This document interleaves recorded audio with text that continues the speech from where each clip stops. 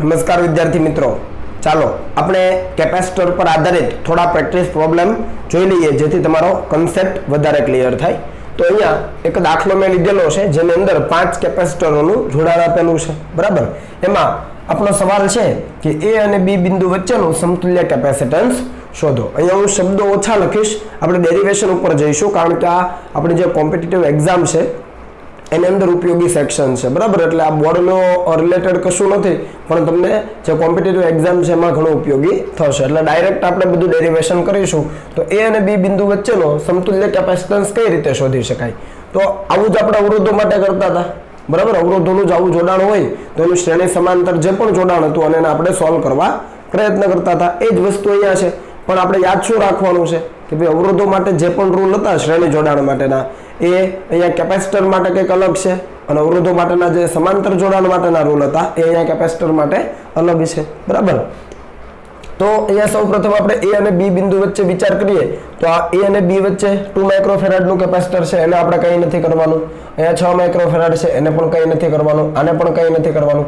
આ બંને જરા જુઓ તો એક જ તારથી જોડેલા છે અથવા શ્રેણીમાં જોડેલા છે એવું કહેવાય. આને આપણે C બિંદુ નામ આપી દઈએ સપોઝ. તો A અને C વચ્ચે જરા જુઓ તો અહીંયાથી ધારી લો કે વિદ્યુતભાર જતો હોય, કેમ કે અહીંયા આપણે કેપેસિટર હોય ત્યારે Q બરાબર CV લેતા હોઈએ છીએ. બરાબર ને? તો આપણે આની અંદર પ્રવાહની વાત નથી કરતા પણ કોની વાત કરીએ છીએ? વિદ્યુતભારની વાત કરતા હોઈએ છીએ. અને જ્યારે પણ કેપેસિટરમાં ધારી લો કે KCL અને KVL પણ આપણે લગાવીશું. બરાબર, આગળ હું ભણાવીશ તમને. એની અંદર આપણે વિદ્યુત પ્રવાહ જેવી રીતે પ્રવાહમાં લેતા હતા, કેમ કે પ્રવાહ માટે V IR લખતા હતા ને આપણે V IR, એટલે આપણે ત્યાં કોની વાત કરતા હતા? પ્રવાહની. પણ અહીંયા આપણે કેપેસિટર માટે Q બરાબર CV લખીએ છીએ. બરાબર છે? તો અહીંયા આપણે વિદ્યુત ભારની વાત કરીશું કે જ્યારે પણ કેપેસિટરમાં ચર્ચા કરીએ ત્યારે વિદ્યુત ભાર અંદર દાખલ થાય, વિદ્યુત ભાર એમાંથી બહાર નીકળે. બરાબર, અહીંયા આપણે પ્રવાહ અંદર દાખલ થાય ને પ્રવાહ બહાર નીકળે એવું કહેતા હતા. તો આ વસ્તુને આપણે ધ્યાનમાં રાખીશું. હું એકવાર ડસ્ટર લઈ લઉં, 1 મિનિટ હો ભાઈ. ચાલો, તો આ વસ્તુ આપણને ક્લિયર છે કે ભાઈ આપણે વિદ્યુત ભારની વાત કરીશું. હવે તમે જુઓ કે અહીંયાથી ધારી લો કે વિદ્યુત ભાર દાખલ થાય Q જેટલો, સ્મોલ Q જેટલો, તો એ વિદ્યુત ભાર અહીંયાથી દાખલ થાય અને અહીંયાથી બહાર નીકળે. બરાબર, અહીંયાથી પાછો દાખલ થાય ને અહીંયાથી પાછો બહાર નીકળે, એટલે દાખલ થાય બહાર નીકળે, દાખલ થાય બહાર નીકળે, આ રીતે. તો વિદ્યુત ભારને વહેવા માટે એક જ માર્ગ ઉપલબ્ધ છે અને એક જ માર્ગ જો ઉપલબ્ધ હોય તો એ જેટલો વિદ્યુત ભાર આના ઉપર એટલો આના ઉપર. ટૂંકમાં A અને C વચ્ચે બંનેનું કેવું જોડાણ થયું? શ્રેણી જોડાણ. સિમ્પલ. હું આ પહેલી વખત ડિસ્કસ કરું છું, પછી બીજી વખત આપણે ડિસ્કસ કરીશું નહીં. તો સોલ્યુશનમાં શું લખી શકાય? તો સોલ્યુશનમાં આ જ સર્કિટ કેવી બને? તો જો આ A અને C બિંદુ છે એમના વચ્ચેનું કયું 3 માઇક્રોફેરાડ દર્શાવી દઈએ આપણે. આ A, આ C, ત્યાંથી આ 2 માઇક્રોફેરાડનું કેપેસિટર છે. બરાબર, અને આ જે કેપેસિટર બાકી બચ્યું એ કયું છે? તો આ B બિંદુ વચ્ચેનું છે 6 માઇક્રોફેરાડ. આ છે 2 microfarad, this ease of 3 microfarad. આ બંનેનું સમતુલ્ય કેટલું થાય? તો આપણને સીધી ખબર પડે કે આ બંને કેવા જોડાણમાં? શ્રેણી જોડાણમાં. તો એ બંનેનું સમતુલ્ય તમે અહીંયા ડાયરેક્ટ લખી શકો આ રીતે. જો લખવું હોય તો શું લખી શકો? હું અહીંયા લખી દઉં છું, તમે ત્યાં અલગથી લખજો. આપણે ખરેખર 1/C = 1/C1 + 1/C2 લખીએ, પણ જો બંને એક સમાન હોય તો ધારો લો કે આપણી પાસે n કેપેસિટરો છે શ્રેણી જોડાણમાં, તો 1/C1 + 1/C2 + 1/Cn લખીએ ને આપણે. પણ n કેપેસિટરો એક સમાન હોય તો, બધાનું કેપેસિટન્સ એક સરખું હોય તો 1/C + 1/C + 1/C કેટલી વખત? n વખત કરવું પડે કે ન કરવું પડે? કરવું પડે ને. તો આપણે C' કહીએ તો 1/C' બરાબર n/C થયું. શ્રેણી જોડાણ છે આ. બરાબર ને? તો C' બરાબર C/n. એક સમાન હોય ત્યારે આ સીધો રૂલ તમે એપ્લાય કરી શકો. એ તો લોજિકલી છે, તમને આવડે. એવી રીતે સમાંતર જોડાણ હોય તો સમાંતર જોડાણમાં આપણે C" કહીએ તો બધાના જો કેપેસિટન્સ એક સરખા હોય તો આપણે સમાંતર જોડાણમાં સીધો સરવાળો કરીએ છીએ. કેટલી વખત? n વખત. ધારી લો કે n કેપેસિટરો હોય તો n એટલે કેપેસિટરની સંખ્યા. તો અહીંયા થઈ જાય n × C. એટલે આ બંનેમાં ખ્યાલ આવે ને તમને? બરાબર ને? તો આ બંને આપણે યાદ રાખીશું. શ્રેણી જોડાણમાં એક સમાન કેપેસિટર હોય તો સમતુલ્ય C/n, સાદું સૂત્ર છે એના ઉપરથી જ છે. અને સમાંતર જોડાણ હોય તો n × C.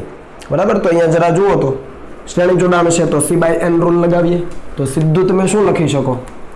કે ભાઈ જે કેપેસિટર છે એનું કેપેસિટન્સ ડિવાઇડેડ બાય 2, તો 6 ડિવાઇડેડ બાય 2, તો અહીંયાથી તમે ડાયરેક્ટ સી કેટલું મેળવી શકો? 3 માઇક્રોફેરાડ. આ તો સમજ પડે ને તમને કે ન પડે? પડી જાય. 6/n, બરાબર. હું અહીંયા રૂલ લખી દઉં, સી ડેશ કહીએ, ચાલો. તો C/n મુજબ 6/2 માઇક્રોફેરાડ છે, ધ્યાન રાખજો. તો આ એક આપણને કેપેસિટર મળી ગયું, જે અહીંયા આપણે જોડી દઈએ. જુઓ કેટલાનું મળી ગયું આપણને? અડધું થઈ ગયું, એટલે 3 માઇક્રોફેરાડ. હવે જરા જુઓ તો A અને C વચ્ચે આ કેપેસિટર અને આ કેપેસિટર કેવા જોડાણમાં છે? બંનેના એક છેડા અહીંયા એ બિંદુએ, બંનેના બીજા છેડા બીજી પ્લેટ છે બીજા બિંદુએ. તો આ બંનેનું કેવું જોડાણ? આ બંનેનું સમાંતર જોડાણ. તો આ સમાંતર જોડાણ છે એનો સમતુલ્ય શું થાય?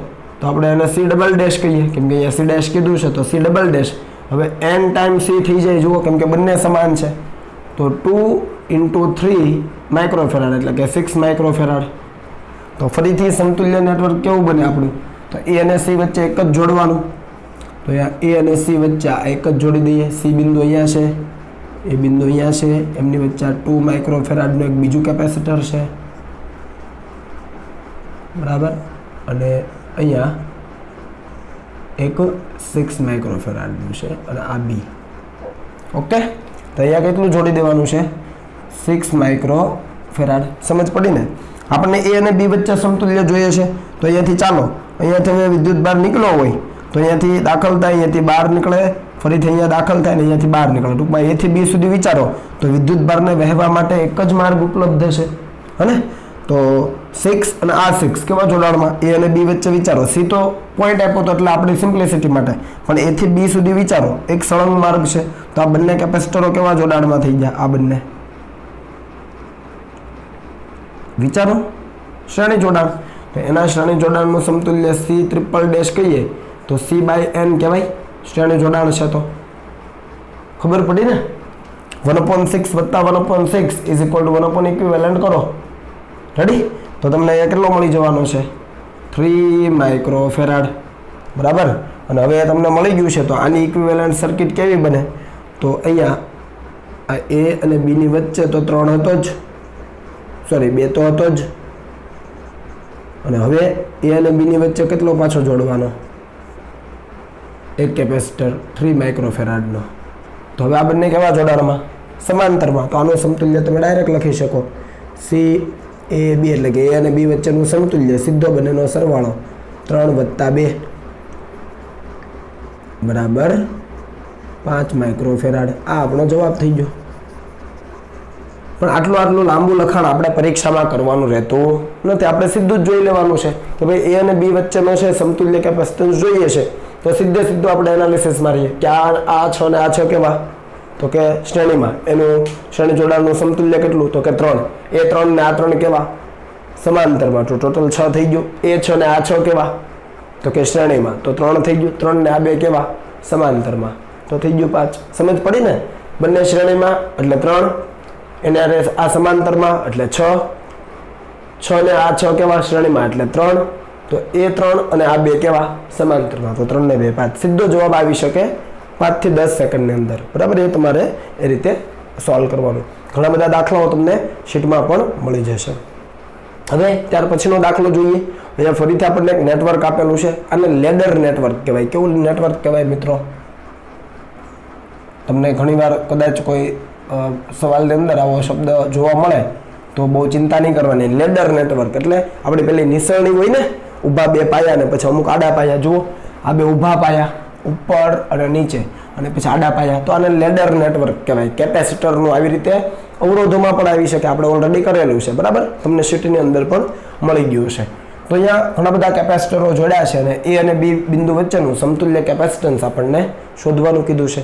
તો આ કઈ રીતે કરાય? તો આના માટે છે ને તમારે છેડે જતું રહેવાનું. ક્યાં જતું રહેવાનું? છેલ્લા ખૂણે.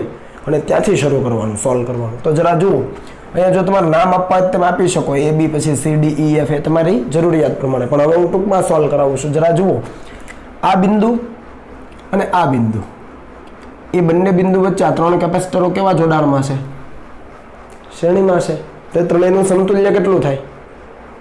1/9 વત્તા 1/9 વત્તા 1/9 કરો એટલે 3/9, એનું ઉલટું કરો એટલે 9/3, તો 3 થઈ ગયું. સમજ પડે? અથવા ડાયરેક્ટ આ ત્રણેય એક સમાન છે તો C/n મુજબ લખો 9/3, તો 3 થઈ ગયું ને, 3 માઇક્રોફેરાડ. સીધું જ છે, બરાબર. તો હવે તમને ખ્યાલ આવવો જોઈએ. ચાલો, તો હું અહીંયા ડાયરેક્ટ કરી દઉં છું.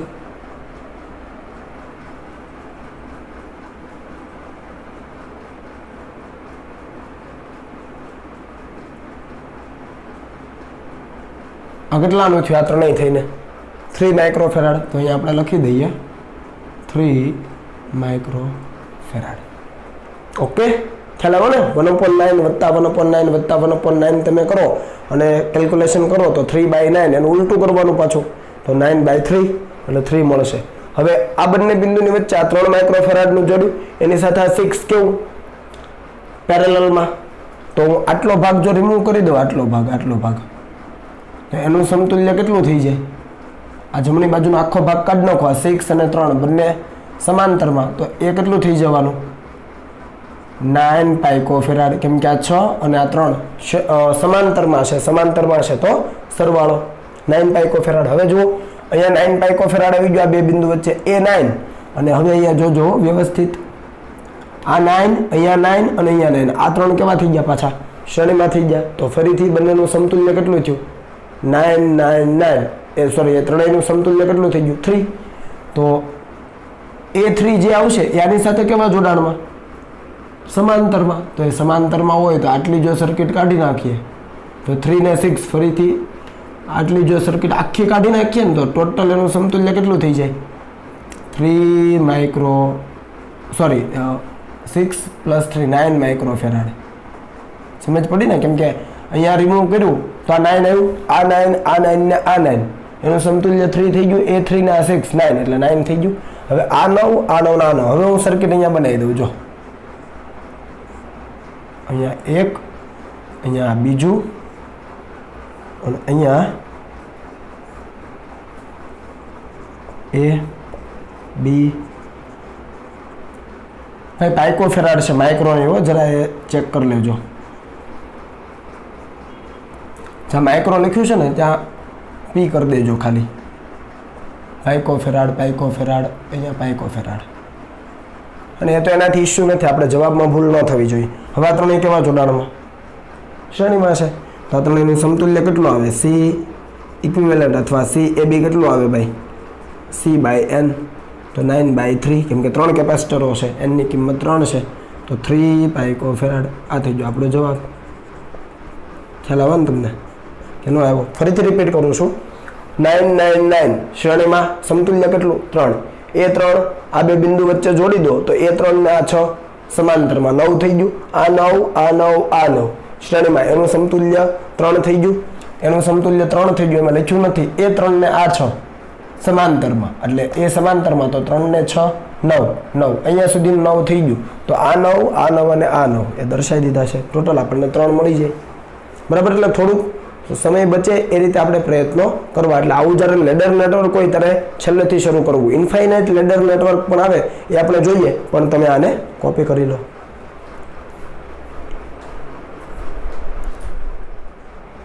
ત્યાર પછીનો દાખલો જોઈએ. તો અહીંયા તમે જુઓ, તમને ઇન્ફાઇનાઇટ લેડર નેટવર્ક આપેલું છે. કેવું? અનંત લેડર નેટવર્ક, અનંત વિસ્તાર સુધી વિસ્તરેલું છે. આવું આપણે એક અવરોધ માટે પણ જોયેલું યાદ છે.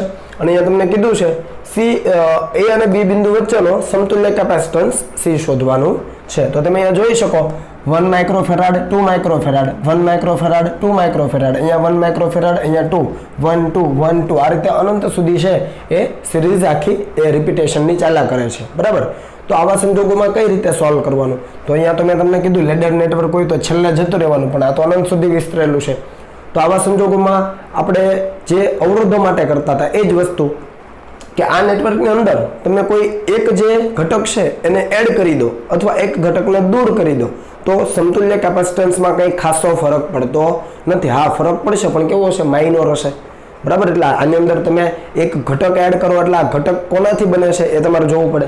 તો અહીંયા 1 અને 2 માઇક્રોફેરાડ આ જે બંને કેપેસિટરો છે એની પેરથી આખું રિપીટેશન થાય છે. જુઓ 1 2 1 2 1 2 આ રીતે. તો તમે આ 1 માઇક્રોફેરાડ અને 2 માઇક્રોફેરાડને કદાચ એક ઘટક એડ કરી દો અથવા એક ઘટકને તમે રિમૂવ કરી દો તો કંઈ આ જે સમતુલ્ય કેપેસિટન્સ છે આ પરિપથની એમાં કંઈ ખાસો ફરક પડતો નથી. તો આપણે સૌપ્રથમ ધારી લઈએ કે ધારો કે A અને B વચ્ચેનું સમતુલ્ય કેપેસિટન્સ જસ્ટ ધારી લઈએ, ધારો કે A અને B વચ્ચેનું સમતુલ્ય કેપેસિટન્સ C છે. આપણે અગાઉ ધારી લીધું, બરાબર છે. આ C ની વેલ્યુ આપણે મેળવવાની છે. આપણે C A B જોઈએ છે તો આપણે C મેળવવાનું છે ટૂંકમાં, બરાબર. હવે ધારી લો કે આ 1 અને 2 માઇક્રોફેરાડના એક ઘટક છે, એક પેર, એને હું દૂર કરી લઉં છું તો બાકીનું તો અનંત નેટવર્ક છે જ, હે ને. આખી એક પેર દૂર કરી લઉં, એક ઘટક દૂર કરી લઉં અને હવે પછીનો આ જે છે મારા હાથની આ જમણી બાજુનો ભાગ તો એ પણ અનંત સુધી વિસ્તરેલો છે.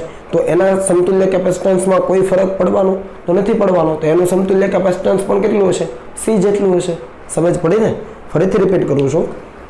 આ 1 માઇક્રોફેરાડ, આ 2 માઇક્રોફેરાડ, એનો એક ઘટક હું કદાચ કાઢી લઉં, દરિયામાંથી 1 ચમચી પાણી લઈ લઈએ તો કોઈ ફરક પડે? કંઈ ના પડે. અથવા 1 ચમચી પાણી એડ કરી દઈએ તો કોઈ ફરક પડે? કંઈ ના પડે. પડે પણ સાવ માઇનોર પડે, તો એને આપણે અવગણી શકીએ. તો આ 1 અને 2 માઇક્રોફેરાડની એક પેરને હું દૂર કરી લઉં તો હવે બાકીનું જે નેટવર્ક વધ્યું એનું સમતુલ્ય કેપેસિટન્સ પણ કેટલું હોય? અહીંયા કોઈ એક બિંદુ કહી દઈએ A, સપોઝ અહીંયા જે છે એને અહીંયા કહી દઈએ અને B આપણે અહીંયા કહી દઈએ. તો આ બે બિંદુ વચ્ચેનો હવે જે સમતુલ્ય કેપેસિટન્સ છે એ C જ રહેવાનું, કેમ કે નેટવર્ક છે અનંત સુધી વિસ્તરેલું છે એટલા માટે. ખ્યાલ આવો ને આ વસ્તુ. તો હવે એવા સંજોગોમાં આટલો ભાગ આપણે દૂર કરીએ. આ જે આટલો ભાગ છે અહીંયાથી જમણે, હું અહીંયા ડાયરેક્ટ લખી દઉં છું દૂર કરતા. તો આ જે દૂર કરેલો ભાગ છે એનું સમતુલ્ય કેપેસિટન્સ કેટલું છે?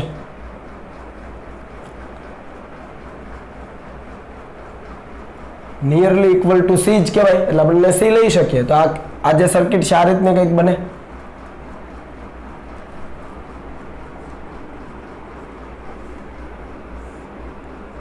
આ B, આ A, આ 1 માઇક્રોફેરાડ, આ 2 માઇક્રોફેરાડ અને હવે આપણે અહીંયાથી દૂર કર્યું છે એટલે આ બિંદુ અને આ બિંદુ, એટલે કે આ બિંદુ એમના વચ્ચેનું આ કેટલું જોડવાનું? આનું કેપેસિટન્સ કેટલું હશે વિચારો? C માઇક્રોફેરાડ, કેમ કે સમતુલ્ય કેપેસિટન્સ C પણ એ શેમાં હશે? બધા માઇક્રોફેરાડમાં. તો માઇક્રોફેરાડમાં છે. સમજ પડીને? જુઓ વ્યવસ્થિત. આ 1 અને 2 આ છે, આ બંને છે અહીંયા A અને B વચ્ચે. હવે જે પેર રિમૂવ કરી દીધી છે એનું સમતુલ્ય C છે. તો આ બિંદુ એટલે આ બિંદુ અને આ બિંદુ એટલે આ બિંદુ.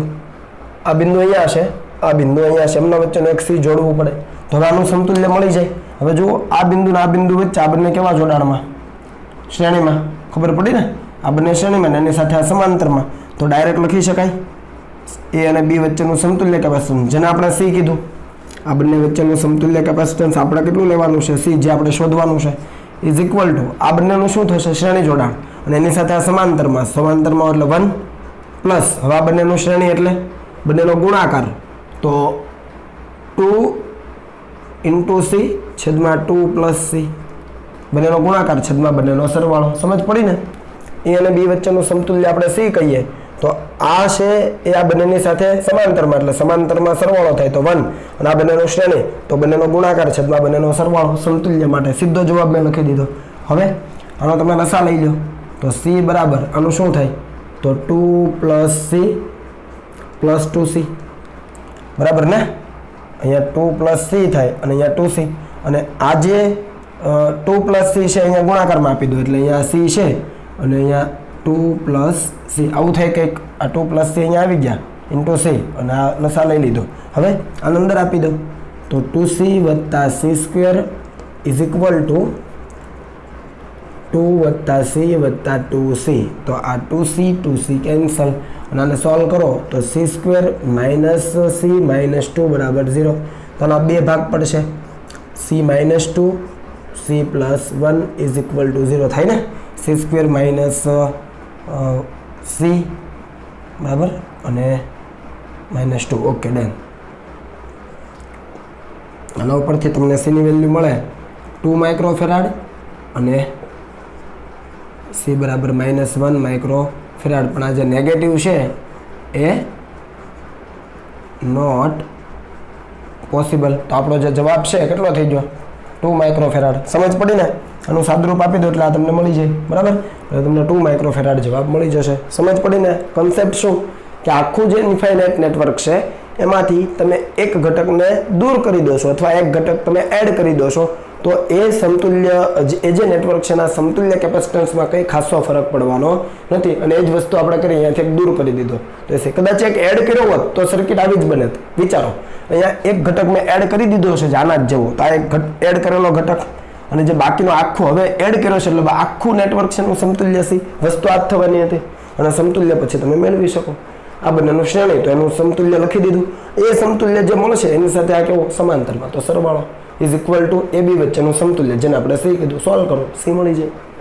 બરાબર, ચાલો આમાં આવી જાવ. જુઓ અહીંયા 4 કેપેસિટરો એક સમાન કેપેસિટન્સના છે અને એ અને બી બિંદુ વચ્ચેનો સમતુલ્ય કેપેસિટન્સ આપણે શોધવું છે. હવે ખાસ જોજો, અહીંયા ઉતાવળમાં આ બંને કેપેસિટરો સમાંતરમાં લઈ લ્યો છો તમે, એને સમાંતરમાં લેવાના નથી. ખ્યાલ આવે છે ને?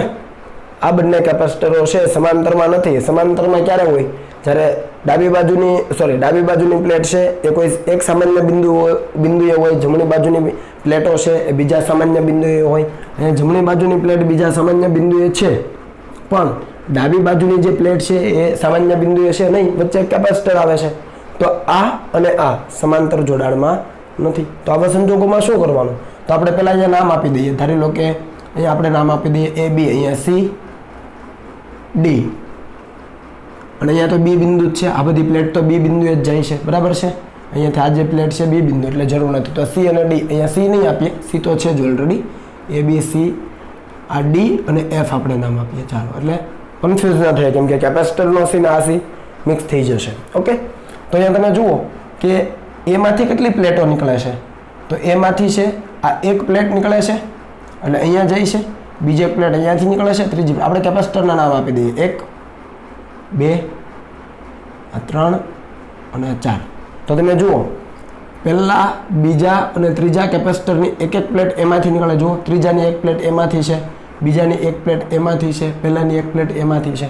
તો અહીંયા આપણે સોલ્યુશનમાં હું એ બિંદુ લખી દઉં છું ને એમાંથી 3 પ્લેટ બહાર કાઢું છું. 1 2 3. This is 1 2 3. કયા કેપેસિટરની છે એ પણ લખીએ. 1, આ 2ની છે અને આ 3ની છે. સમજ પડી ને? એ બિંદુમાંથી 3 પ્લેટ, એક પહેલા કેપેસિટરની નીકળી ડાબી બાજુની, પછી બીજા કેપેસિટરની નીચેની અને ત્રીજા કેપેસિટરની ડાબી બાજુની. હવે તો તમે કોઈ પણને હવે સોલ્વ કરી શકો. હવે તમે જુઓ 1 અને 2ની જે આ બીજી પ્લેટ છે એટલે એકની જમણી બાજુની અને બીજા કેપેસિટરની ઉપરની, એ કયા સામાન્ય બિંદુએ છે? એફ. બરાબર, તો આ પહેલા કેપેસિટરની જમણી બાજુની પ્લેટ અને બીજા કેપેસિટરની આ ઉપરની પ્લેટ એ કયા સામાન્ય બિંદુએ છે? તો કે એફ. તો અહીંયા આપણે થોડી વાર માટે નામ આપી દઈએ, આ જે બિંદુ છે એને કહી દઈએ એફ. આટલી વસ્તુ ક્લિયર થઈ? બરાબર, તો આનું કામ પૂરું, આનું કામ પણ પૂરું. હવે બાકી રહ્યા 3 અને 4. તો ત્રીજા કેપેસિટરની બીજી પ્લેટ એટલે અહીંયા દર્શાવી ક્યાં છે? તો બીજા સામાન્ય બિંદુએ બી એ છે એટલે અહીંયા આપણે કોઈ બી બિંદુ દર્શાવી દઈએ. તો અહીંયાથી આપણને એ પણ મળી ગયું. જુઓ ત્રીજા કેપેસિટરની બીજી પ્લેટ બીમાં જાય છે તો જાય છે. ઓકે, ચોથા કેપેસિટરની જે બીજી પ્લેટ છે, ચોથું કેપેસિટર હજુ બાકી છે. બરાબર ને? દર્શાવી નથી. તો ચોથા કેપેસિટરની એક પ્લેટ એક એફ ઉપર અને બીજી બી ઉપર. તો એફ અને બી અહીંયા છે તો આપણે એ કરી શકીએ. ચાલો, આ ચોથું કેપેસિટર છે, દરેકના કેપેસિટન્સ સી. હવે જુઓ તો નેટવર્ક છે એ ઇઝી થઈ ગયું. ફરીથી રિપીટ કરું, 1 2 અને 3 કેપેસિટર છે ની ડાબી પ્લેટ અહીંયા, પછી પહેલા અને બીજાની જે બે પ્લેટ છે બાકીની એફ સાથે, પહેલા અને બીજાની બાકીની પ્લેટ એફ સાથે. હવે આ ત્રીજું છે અને બીજી પ્લેટ ક્યાં છે? બીમાં. તો ત્રીજાની જે બીજી પ્લેટ એ બીમાં છે અને એફ અને બીની વચ્ચે એક કેપેસિટર, એફ અને બીની વચ્ચે એક કેપેસિટર. તમે આ બિંદુને વ્યવસ્થિત ઉપર લઈ લો એટલે તમને લોચો ન થાય. ચાલો, બી બિંદુ. ઓકે, બધું સરખું જ છે, વાયરથી જોડાણ છે. તો આ બંનેનું કેવું જોડાણ? સમાંતર. એની સાથે આ શ્રેણીની સાથે આ સમાંતર. ખબર પડી ને? તો આ ત્રીજું કેપેસિટર છો 3C ને લઈ લેતા તો આપણે ડાયરેક્ટ લખી શકીએ CAB એટલે A અને B બિંદુ વચ્ચેનું સમતુલ્ય કેપેસિટન્સ કેટલું થાય? તો સૌથી પહેલા આપણે અહીંયા આ બંનેનું લઈ લઈએ. આ બંનેનું સમતુલ્ય કેટલું થાય? વિચારો. સમાંતરમાં છે 2C થાય, C વત્તા C, 2C સરવાળો જ છે. હવે એ 2C અને આ C નું શું થાય વિચારો. તો હું અહીંયા ડાયરેક્ટ લખી દઉં છું. તો બંનેનો ગુણાકાર છેદમાં બંનેનો સરવાળો. બધાને ખ્યાલ આવે, ખબર પડી ને? આ બંનેનું સમાંતર તો 2c, એ 2c અને આ c શ્રેણીમાં, હે, એ શ્રેણીમાં હોય તો બંનેનો ગુણાકાર 2c × c છેદમાં બંનેનો સરવાળો. 2c + c એટલે 3c. હવે 2c + c અને 2c × c divided by 3c, તો એક c ગયા એટલે 2c/3 અને 2c/3 આ c સાથે સમાંતરમાં એટલે +c. ખ્યાલ આવો ને? 2c/3 + c સમાંતરમાં. આનું તમે લઈ લો એટલે 3 ને 2 5, તો આ મળે 5c/3. આપણું થઈ ગયો. અને આ પાછું શેમાં આવશે? અહીંયા કંઈ આપ્યું નથી તો આપણે ડાયરેક્ટ આન્સર લખી દઈએ. માઇક્રો, પાઇકો એવું કંઈ આપ્યું નથી તો આપણને 5c/3 મળી જાય. બરાબર છે? ચાલો હવે કોપી કરી લો, પછી આગળ જઈએ.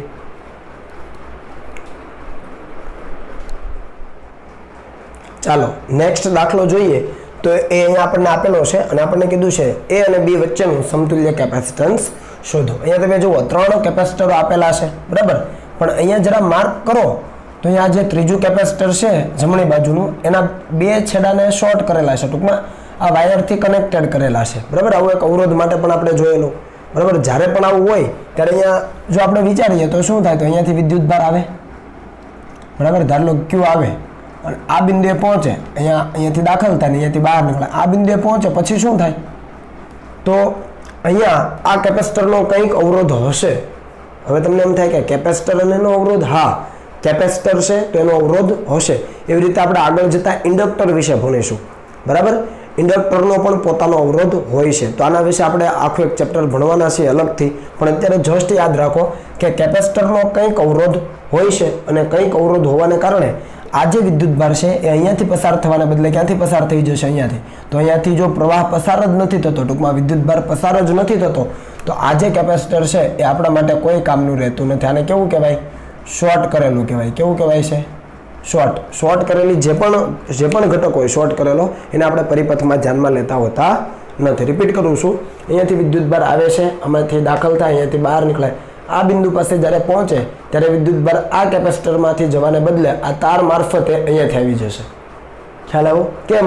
કારણ કે આ કેપેસિટરનો કંઈક અવરોધ છે અને અવરોધના કારણે એ વિદ્યુતભાર અહીંયાથી જવાને બદલે અહીંયાથી જવાનું પસંદ વધારે કરશે. આ તારમાંથી જવાનું એ પસંદ વધારે કરશે. એટલે વિદ્યુતભાર અહીંયાથી આવ્યો આમ અને અહીંયાથી સીધો આ રીતે નીકળી જાય. આ વચ્ચેના કેપેસિટરનું કોઈ આપણા માટે કામ રહેતું નથી. કેમ? કારણ કે શોર્ટ કરેલો કહેવાય. ખ્યાલ આવ્યો? આવી રીતે આપણે અવરોધ માટે પણ એક સર્કિટ તમને સીટની અંદર જોઈએ છે તમે, 2 અવરોધો હતા ઉપર અને નીચે, એને વાહક તારથી આવી રીતે જોડી દીધેલા. તો જ્યારે પણ આવું હોય ત્યારે એ ઘટકને શોર્ટ કરેલો છે એવું ગણવાનું અને એને આપણે પરિપથમાં જ્યારે સમતુલ્ય કેપેસિટન્સ કે સમતુલ્ય અવરોધ લેતા હોઈએ ત્યારે એ ઘટકને ધ્યાનમાં લેવાનો નથી. અહીંયા આ કેપેસિટરને આપણે સમતુલ્ય કેપેસિટન્સમાં ધ્યાનમાં લઈશું નહીં. તો ન લઈએ તો હવે એ અને બી વચ્ચે 2 જ કેપેસિટર વધ્યા અને કેવું છે? અહીંયાથી જે વિદ્યુતભાર નીકળે અહીંયા દાખલ થઈને અહીંયા નીકળી જાય. જેટલો અહીંયા દાખલ થાય એટલો અહીંયાથી બહાર નીકળી જાય ને. તો કેવું જોડાણ થઈ ગયું? શ્રેણી જોડાણ.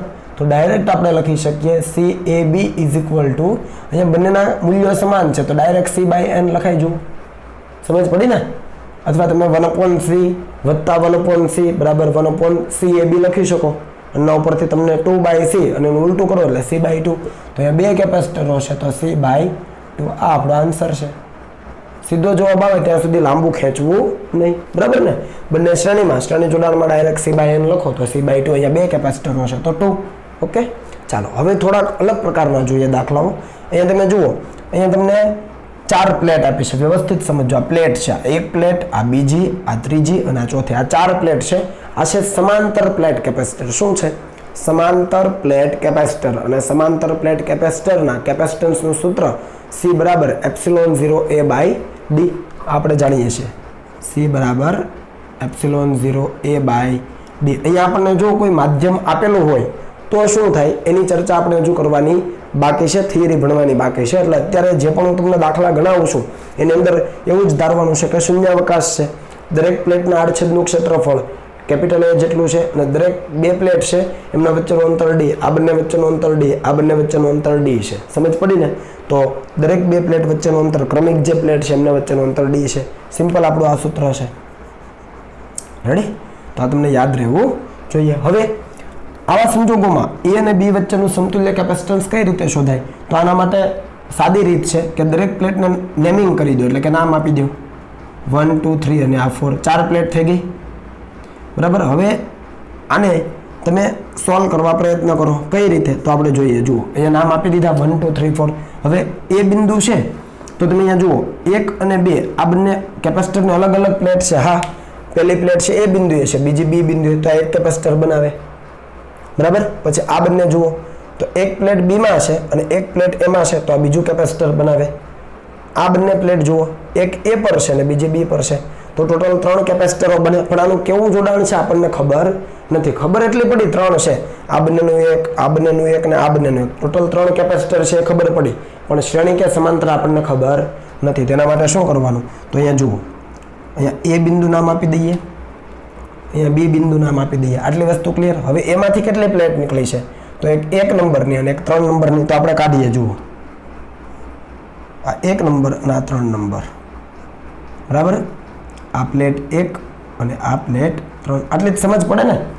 1 અને 3 નંબરની પ્લેટ એમાંથી નીકળી તો આ એક પ્લેટ નીકળી, કેમ કે આ કેપેસિટરની એક પ્લેટ તરીકે વર્તે। હવે બીમાંથી કેટલી પ્લેટ નીકળે છે તો તમે જુઓ, બીમાંથી એક પ્લેટ નીકળે છે એ 2 નંબરની છે, એક સાથે શું બનાવે છે એક કેપેસિટર, તો આ 1 નંબરની પ્લેટ છે એમાંથી 1 નંબરની પ્લેટ આવી, એની સાથે બીમાંથી 2 નંબરની એક પ્લેટ નીકળે તો અહીંયાથી આપણે જોડાણ કરી દઈએ। આ 2 નંબરની પ્લેટ આ એક થઈ ગયું। સમજ પડી કે ન પડી? રેડી? 1 નંબરની પ્લેટ હતી એની સાથે આ 2 નંબરની પ્લેટ જે બીમાંથી નીકળે છે તો એક કેપેસિટર બનાવે, તો જો એક કેપેસિટર બની ગયું। આ સમાંતર પ્લેટ કેપેસિટર જેના કેપેસિટન્સનું સૂત્ર C કહીએ તો ε0A/d, આપણે C લખીશું પછી છેલ્લે C ની કિંમત મૂકી દઈશું। હવે જુઓ આ 2 નંબરની જે પ્લેટ છે એ ક્યાં છે? બીમાં છે, પણ એની સાથે આ 3 નંબરની પ્લેટ છે શું બનાવે છે? કેપેસિટર બનાવે છે। તો 3 નંબરની પ્લેટ ઓલરેડી અહીંયા એમાંથી કાઢેલી છે। જુઓ 3 નંબરની એક પ્લેટ ઓલરેડી કાઢી, એની સાથે આ 2 નંબરની પ્લેટ એક કેપેસિટર બનાવે તો 2 નંબરની પાછી એક પ્લેટ કાઢવાની। એવું નહીં કે એક જ પ્લેટ નીકળે, કોમન પ્લેટ છે, કેમ કે 2 છે એ ઉપર એક કેપેસિટર બનાવે છે, બીજા નંબરની પ્લેટ અહીંયા પણ એક કેપેસિટર બનાવે તો 1 ને 1 2 કેપેસિટર થયા તો 2 નંબરની પ્લેટ 2 વાર નીકળી। સમજ પડી? રેડી? 2 નંબરની પ્લેટ એક સાથે કેપેસિટર બનાવે, 2 નંબરની પ્લેટ 3 સાથે કેપેસિટર બનાવે। હવે આ 3 નંબરની પ્લેટ ના જુઓ, અહીંયા 3 નંબરની ઓલરેડી એક કાઢવી પડે, કેમ કે અહીંયા આ 3 નંબરની હજુ એક કાઢી, ચાલો, કેમ કે 4 સાથે છે, 3 છે 2 સાથે કનેક્ટેડ છે, 3 છે 4 સાથે કનેક્ટેડ, અને આ ચોથા નંબરની પ્લેટ બી માંથી નીકળે, આ થઈ ગયું બી। આ 4 નંબરની પ્લેટ જોઈ લો, બધું ક્લિયર છે। એકમાંથી સોરી એમાંથી 1 અને 3 નીકળે, જો 1 અને આ 3, અને બી માંથી 2 અને 4, બી માંથી 2 અને 4, આ બી છે 2 નંબરની પ્લેટ છે 2 વાર કાઢવી પડે તો 2 વાર, 3 નંબરની પ્લેટ 2 કેપેસિટર બનાવે તો એને 2 વાર કાઢવી પડે। સમજ પડી ને? હવે આ ત્રણેયના કેપેસિટન્સ આપણે થોડી વાર માટે C ધારી લઈએ। કેટલા ધારી લઈએ? C। તો આનું પણ C, આનું પણ C, આનું પણ C, તો આ ત્રણેય કેવા જોડાણમાં છે? સમાંતરમાં છે। તો CAB = 3C થઈ જાય, C વત્તા C અને C એટલે કિંમત ભૂલવાની નથી, ε0A/d, તો આપણો જવાબ થઈ ગયો। ઈઝી છે, પણ નામ આપવાનું, પહેલા નેમિંગ કરી દેવાનું ને પછી આગળ વધવાનું બરાબર। પ્રેક્ટિસ કરશો એટલે તમને એ ખ્યાલ આવતો જશે। અહીંયા બીજો એવો જ દાખલો લીધો છે એટલે વધારે સમજ પડે। જુઓ ફરીથી A અને B વચ્ચેનું સમતુલ્ય કેપેસિટન્સ, શરૂઆત ક્યાંથી કરવાની? નેમિંગ કરી દો 1 2 3 ને 4। ફરીથી બધી વસ્તુ એ જાડછેદનું ક્ષેત્રફળ એ, બંને જે ક્રમિક પ્લેટ છે એમના વચ્ચેનું અંતર d, આ બધી વસ્તુ ને શૂન્યાવકાશ છે એ બધું ધારી લેવાનું। તો કેપેસિટન્સ આ થાય। આપણે મેં કીધું એમ પહેલા શોધી લેવાનું અને C ની કિંમત છેલ્લે મૂકવાનું, એટલે ગણતરીમાં લોચા ન થાય। આ તો સીધું હતું એટલે શ્રેણી સમાંતર આવે ત્યારે લોચા થઈ જાય અહીંયા, હને? અને જોવાનું, ચાલો અહીંયા જુઓ, અહીંયા તમે જુઓ તો A માંથી 2 પ્લેટ 1 અને 4 અને B માંથી 2 પ્લેટ 2 અને 3 નીકળી। હવે આ 1 અને 2 કેપેસિટર બનાવે, જુઓ તો એક પ્લેટ A તરફ, બીજી પ્લેટ B તરફ, હા બનાવે એક કેપેસિટર। 2 અને 3 બનાવે, બંને પ્લેટ એક જ બિંદુએ છે ભાઈ, બંને પ્લેટ એક જ બિંદુએ જોડી હોય તો કેપેસિટર કહેવાય નહીં। એક પ્લેટ બીજા બિંદુએ હોય, બીજી પ્લેટ બીજા બિંદુએ હોય, ખ્યાલ આવે ને, તો એને કેપેસિટર કહેવાય। તો આ બંને પ્લેટ એક જ બિંદુએ, આ 2 અને 3 કેપેસિટર બનાવતી નથી, એટલે આપણે એક જ કેપેસિટર લ્યો આ જે બનતું છે। 3 અને 4 જુઓ, એક પ્લેટ B ઉપર, એક પ્લેટ A ઉપર, એટલે હજુ એક કેપેસિટર, 2 કેપેસિટર બને।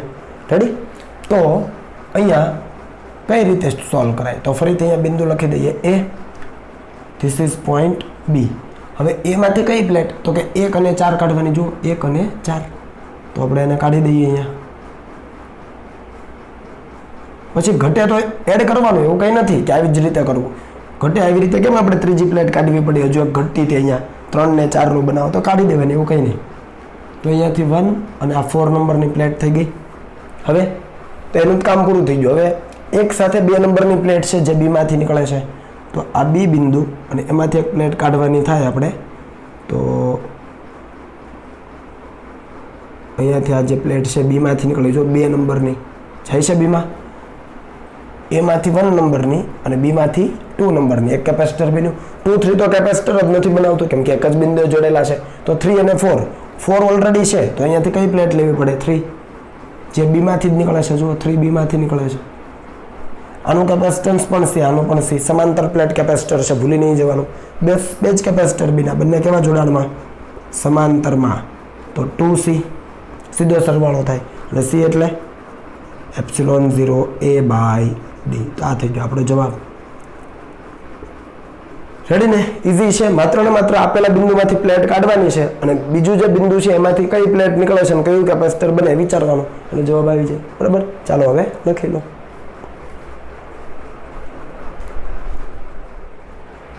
ચાલો થોડી વધારે પ્લેટ લઈને આપણે દાખલો સમજવા પ્રયત્ન કરીએ. તો તમે અહીંયા જોઈ શકો કે 1, 2, 3, 4, 5, 6 પ્લેટનું તમને એક નેટવર્ક આપેલું છે અને એ 6 પ્લેટના નેટવર્કનું સમતુલ્ય કેપેસિટન્સ શોધવાનું કીધું છે. કયા બે બિંદુ વચ્ચે? તો અહીંયા આપણે કહી દઈએ, અહીંયા A અને B છે ને, તો A અને B બિંદુ વચ્ચેનું સમતુલ્ય કેપેસિટન્સ આપણને જોઈએ છે. બરાબર? તો હવે આને કઈ રીતે સોલ્વ કરે? તો ફરીથી જે વસ્તુ આપણે હતી એ જ આને પહેલાં નેમ આપી દઉં. 1, 2, 3, 4, 5 અને 6, 6 પ્લેટ છે. બરાબર? હવે અહીંયા તમે જુઓ તો આ જે 2 પ્લેટ છે એને કોઈ નામ નથી આપ્યું અને આ જે 2 પ્લેટ છે 4 અને 6 નંબર, એને કોઈ નામ નથી આપ્યું. તો આપણે આપણી રીતે નામ આપી દેવાના. આને ધારી લો કે y આપી દો, આને ધારી લો કે તમે x આપી દો. બરાબર? એ તમે તમારી રીતે આપી શકો, p, q કોઈ પણ નામ આપી શકો જેથી સરળતા રહી.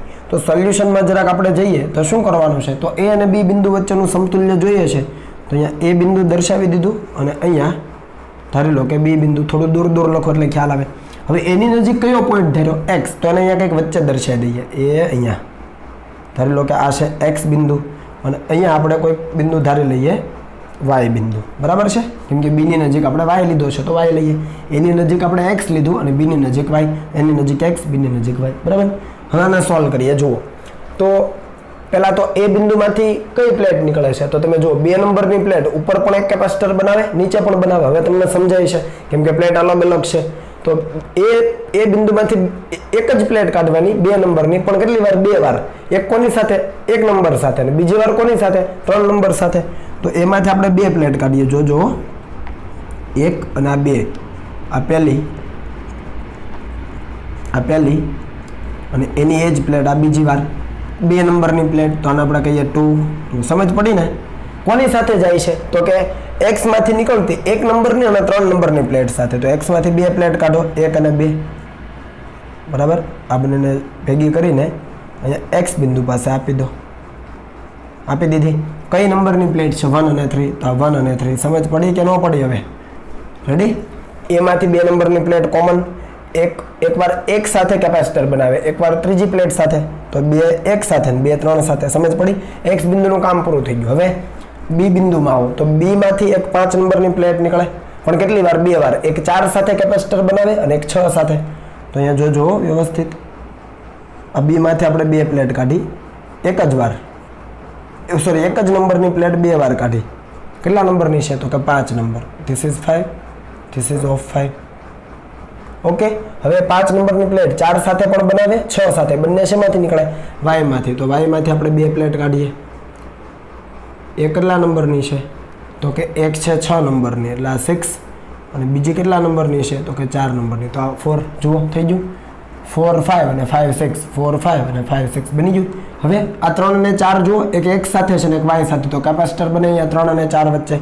તો x માંથી 3 નંબરની પ્લેટ હજુ અહીંયા આવશે. જો એક 3 નંબરની 2 સાથે છે અને જો એક 3 નંબરની અહીંયા એટલે આ 3. અને હવે y માંથી એક પ્લેટ કાઢવાની, એ કેટલા નંબરની? 4 નંબરની. તો જુઓ આ y માંથી 4 નંબરની, કેમ કે 4 નંબરની પ્લેટ 5 સાથે પણ છે, 4 નંબરની પ્લેટ 3 સાથે પણ છે. તો 4 ની 5 સાથે, 4 ની 3 સાથે. હવે આ બધું બની ગયું. આ બધાનું કેપેસિટન્સ કેટલું? c જેટલું. તો લખો તમે લખી શકો c c c c C. હવે એ અને બી વચ્ચે સમતુલ્ય કેપેસિટન્સ મળી જાય ને. તો આ બંનેનું સમતુલ્ય કેટલું થાય? 2C. આનું C અને આનું 2C. તો આપણે એ નેટવર્ક જો અહીંયા બનાવવું હોય તો બનાવી શકીએ. અહીંયા બિંદુ A, આ 2C, આ C, 2C અને આ B. સમજ પડી ને? એથી અહીંયા x y લખવાની જરૂર નથી. આ પહેલું જે આવે એનું કેટલું થાય? C પ્લસ C 2C, પછી C, પછી C પ્લસ C 2C. હવે કેવું જોડાણ છે? શ્રેણી જોડાણ છે. તો હવે ડાયરેક્ટ લખાય 1/CAB. A અને B વચ્ચેનું સમતુલ્ય કેપેસિટન્સ એટલે 1/2C વત્તા 1/C વત્તા 1/2C. આનું સાદુરૂપ આપો તો શું થાય? લસા લઈ લઈએ પહેલાં. તો શું આવશે? 2C લસા. તો અહીંયા 1 વધે, અહીંયા C તો છે એટલે 2 અને અહીંયા 2C છે એટલે 1. 2C લસા લો તો અહીંયા 1, અહીંયા 2, અહીંયા 1. તો આ થઈ ગયું 4/2C એટલે આ થઈ ગયું 2/C. બરાબર ને? 2 અને 3 ને 4, 4/2C. તો ભાગાકાર કરો એટલે 2/C. પણ એ 1/CB છે, સોરી 1/CAB છે. તો CAB ને કરતા બનાવો તો અહીંયા વ્યસ્ત લેવું પડે. તો અહીંયા પણ વ્યસ્ત એટલે C/2. અને C એટલે કેટલું હતું? ε0A/d તો હતું જ ને, કેમ કે આ સમાંતર પ્લેટ કેપેસિટર છે. તો ε0A/d અને આ 2 તો હતા જ. તો આ આપણો જવાબ થઈ ગયો. ઇઝી છે. બરાબર? માત્ર ને માત્ર કઈ રીતે કેપેસિટરની પ્લેટોને જોડવાની છે એ એકવાર જો તમને સમજ પડી જાય પછી એ શ્રેણીમાં છે કે સમાંતરમાં એ સામાન્ય નિયમો જે છે એ જ લાગુ પાડવાના અને સમતુલ્ય કેપેસિટન્સ મળી જાય. બરાબર? ચાલો હવે લખી લો.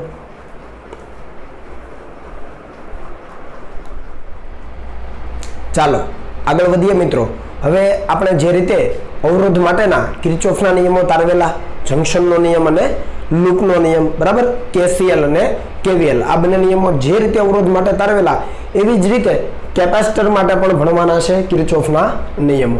અને આવા જ નિયમો આગળ જતા મેં તમને એક નામ આપ્યું ઇન્ડક્ટર. ઇન્ડક્ટર માટે પણ આપણે કિર્ચોફના નિયમો વાપરીશું. ટૂંકમાં એ અવરોધ હોય, એ કેપેસિટર હોય કે પછી ઇન્ડક્ટર હોય, એ ત્રણેય માટે કિર્ચોફના નિયમો એક સમાન રીતે લાગુ પાડી શકાય. તો અહીંયા કિર્ચોફના નિયમો કઈ રીતે લાગુ પાડી શકાય એ જોઈએ. પહેલો નિયમ આપણને ખબર છે, જંક્શનનો નિયમ.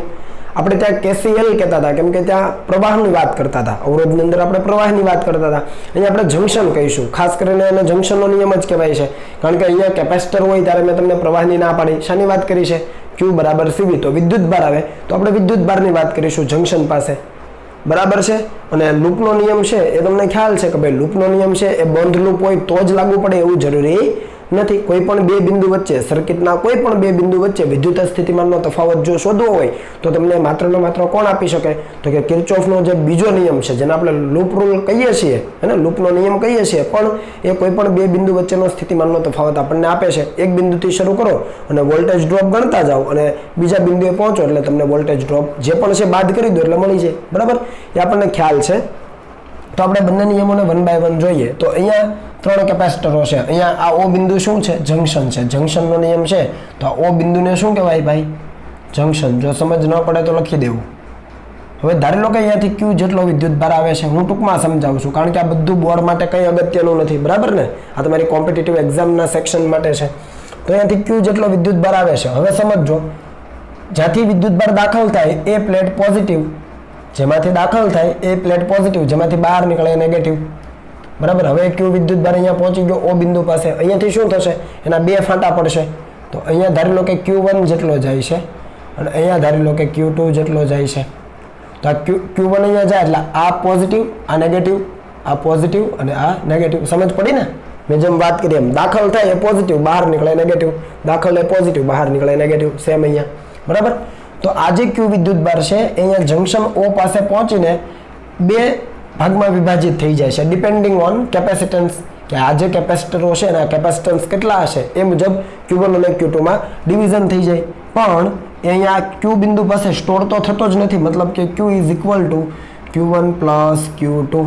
તો આ છે જંક્શનનો નિયમ કે વિદ્યુત ભારનું વિભાજન થઈ જાય અથવા જંક્શન પાસે ભેગા મળતા વિદ્યુત ભારોનો બેઝિક સરવાળો શૂન્ય થાય.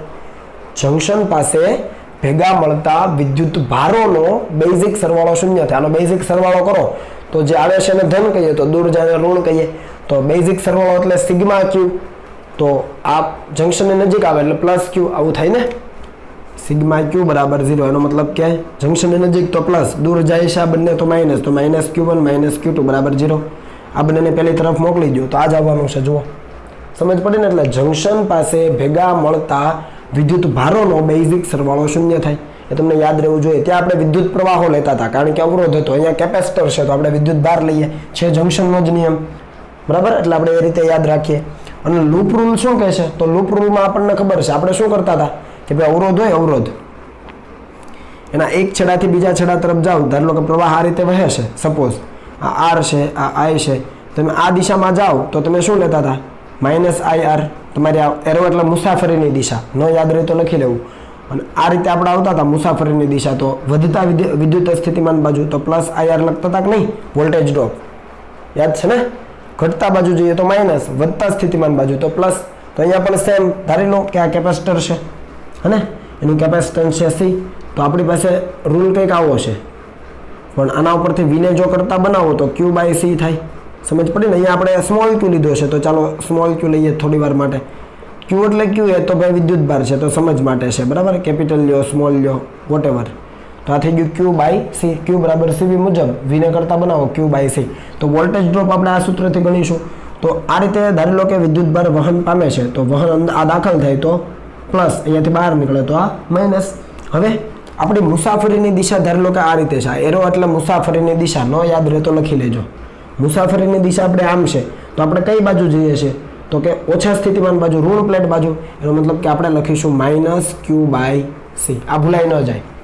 જેવું આપણે આમાં કરતા હતા એ જ વસ્તુ અહીંયા તમે ક્યાંથી ક્યાં જાઓ છો? ધનથી ઋણ, એટલે કે ઋણ બાજુ, ઓછા સ્થિતિમાન બાજુ બરાબર છે. કેમ કે વિદ્યુત ભાર હંમેશા વધારેથી ઓછા સ્થિતિમાન બાજુ જ જાય. વિદ્યુત ભાર વધારેથી ઓછા સ્થિતિમાન બાજુ જ જાય. તો ઓછા બાજુ જઈએ એટલે માઇનસ કરવું પડે. અને બાકી Q/C. ધારી લો કે મુસાફરીની દિશા આ બાજુ છે તો ઓછાથી વધારે બાજુ આવ્યા એટલે પ્લસ અને Q/C. આ તો કોમન જ છે Q/C. પણ પોઝિટિવ કે નેગેટિવ એ કઈ રીતે ખબર પડે? તો કે તમે ઘટતા બાજુ જાઓ છો તો નેગેટિવ, અને એટલે કે ઘટતા બાજુ આવો તો નેગેટિવ, અને વધતા બાજુ જાઓ તો પોઝિટિવ. કેમ કે આમ જાઓ તો સ્થિતિમાન વધે તો પોઝિટિવ લેવાનું. સમજ પડી ને. તો બંને નિયમો ઇઝી છે, માત્ર યાદ રાખવાના છે. રેડી? અહીંયા જોઈએ દાખલો એટલે તમને સમજ આવે. જુઓ શું કહે છે. જેવું અવરોધમાં હતું ભાઈ એ જ વસ્તુ અહીંયા છે, નવું કંઈ નથી. ત્યાં વિદ્યુત પ્રવાહ હતો, અહીંયા વિદ્યુત ભાર છે. રેડી? ચાલો જુઓ શું કીધું છે. A અને B વચ્ચેનો વોલ્ટેજ ડ્રોપ, એટલે કે A અને B વચ્ચેનો વિદ્યુત સ્થિતિમાનનો તફાવત 5 વોલ્ટ હોય તો દરેક કેપેસિટર પરનો વિદ્યુત ભાર શોધો. અહીંયા તમે જુઓ કેટલા કેપેસિટર છે? 3 નહીં 2. આ બેટરી છે. જરા પેલા બંને છેડા જોવા, બંનેના છેડા સરખા, અહીંયા સરખા. 2 કેપેસિટર છે, 1 અને 2 માઇક્રોફેરાડ. આ બેટરી છે. તમે બેટરીને થોડી વાર માટે ભૂલી જાઓ. તમને શું કીધું છે? A અને B વચ્ચેનો વોલ્ટેજ ડ્રોપ, વિદ્યુત સ્થિતિમાનનો તફાવત કેટલો છે? 5 વોલ્ટ. તો હું એ 5 વોલ્ટ અહીંયા આપી દઉં તો અહીંયા કેટલા કહેવાય? 0. આ તમને સમજાવેલું છે. અહીંયા 5 વોલ્ટ હોય તો અહીંયા કેટલા હોય? 0. અહીંયા હું 10 લઉં તો અહીંયા કેટલા લેવાના? 5. તો બંનેની બાદબાકી 5 થઈ ગઈ. અહીંયા 8 લઉં તો અહીંયા 3. અહીંયા 7 લઉં તો અહીંયા 2. ટૂંકમાં બંને વચ્ચેનો જે વિદ્યુત સ્થિતિમાનનો તફાવત છે એની બાદબાકી કેટલી થવી જોઈએ? 5 થવી જોઈએ. એટલે આપણે VA - VB કેટલું થવું જોઈએ? 5. કારણ કે VAB કીધું તો VA - VB થાય ને. પેલા A છે તો A, પછી B છે તો B. ધારો કે VA ને હું અહીંયા 0 લઉં તો મારે અહીંયા 5 કરવા, 0 નહીં 5 આપાસ બરાબર ને. ધારો કે VA અહીંયા 0 લઉં, સામે કેટલું હોય? આ માઇનસ તો નિયમ ને, -5 હોવું જોઈએ તો જ 5 જવાબ આવે. એટલે અહીંયા 0 લઈએ તો અહીંયા -5. એટલે તમને સમજ પડવી જોઈએ. તો જે પણ હોય તે આપણે A અને B વચ્ચેનો સ્થિતિમાનનો તફાવત આપ્યો છે તો અહીંયા ધારી લઈએ VA અને અહીંયા ધારી લઈએ VB. તમે સર્કિટ અગાઉથી બનાવી લેજો. હવે હું ડાયરેક્ટ સોલ્યુશન આમાં કરું છું. હવે અહીંયાથી ધારી લો કે વિદ્યુત ભાર વહે છે કેટલો? Q જેટલો. તો જે વિદ્યુત ભાર કેપેસિટરને મળશે, આ જે વિદ્યુત ભાર અહીંયા જવાનો એ જ વિદ્યુત ભાર એના ઉપર હોવાનો. તો આના ઉપર કેટલો હશે? Q. આ પોઝિટિવ અને આ નેગેટિવ. સમજ પડી ને. કેમ કે દાખલ થયો તો પોઝિટિવ, બહાર નીકળે તો નેગેટિવ. હવે રિપીટ નહીં કરું. હવે અહીંયા બેટરી આવ્યા તો ખબર જ છે નેગેટિવ અને આ પોઝિટિવ એ તો છે જ. હવે અહીંયા આવીએ એટલે આના ઉપર પણ Q, એ વિદ્યુત ભાર અહીંયાથી દાખલ થશે એટલે આ પોઝિટિવ અને આ નેગેટિવ. વાર્તા પૂરી થઈ. તો A થી B સુધી આ જે આપણો લૂપ રૂલ છે, હું KVL તો નહીં કહું, KVL પણ કહેવાય, પણ લૂપ રૂલ છે એ લગાવીએ. આપણે જંક્શન અને લૂપ રૂલ યાદ રાખીશું. આગળના ચેપ્ટરમાં જે આપણે અવરોધ માટે ભણી ગયા ટૂંકમાં, અને ત્રીજા ચેપ્ટરમાં એના માટે પણ આપણે એવું જ કહીશું. જંક્શનનો નિયમ, લૂપનો નિયમ. એટલે કન્ફ્યુઝન ન થાય, વસ્તુ સરખી જ છે. તો અહીંયાથી શરૂ કરીએ તો શું થાય જુઓ તો VA, કેમ કે અહીંયા VA પાસે જે સ્થિતિમાન છે એમાંથી આનો વોલ્ટેજ ડ્રોપ આનો બધા બાદ કરી દઈએ તો કોના પાસેનો મળે? B પાસેનો મળે. એ હું તમને હમણાં આગળ સમજાવવા માંગતો હતો. તો A પાસેનું સ્થિતિમાન. હવે અહીંયા જઈએ છીએ તો શું થશે જુઓ અહીંયાથી, તો આ ધનથી ઋણ જાવશો, તમારી મુસાફરી આમ છે તો ધનથી ઋણ એટલે નેગેટિવ.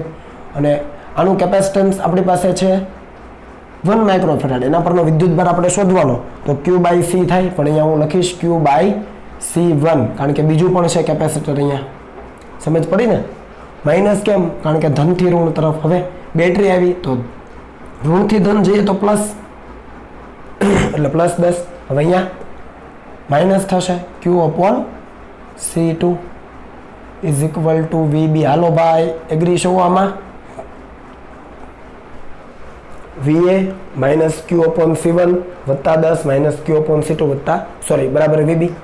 તો અહીંયાથી VA માઇનસ VB વત્તા 10 એમ જ રહેવા દઈએ. આમ પ્લસ આ બાજુ લાવું માઇનસ VA માઇનસ VB વત્તા 10 ઇઝ ઇક્વલ ટુ આ બંને માઇનસ છે, પહેલી તરફ જાય પ્લસ થાય, Q common 1/C1 plus 1/C2. ચાલો સોલ્વ કરી લઈએ. VA માઇનસ VB કેટલો આપ્યો છે? 5 ખબર પડે છે, વત્તા 10 બરાબર Qની કિંમત આપણે શોધવાની છે.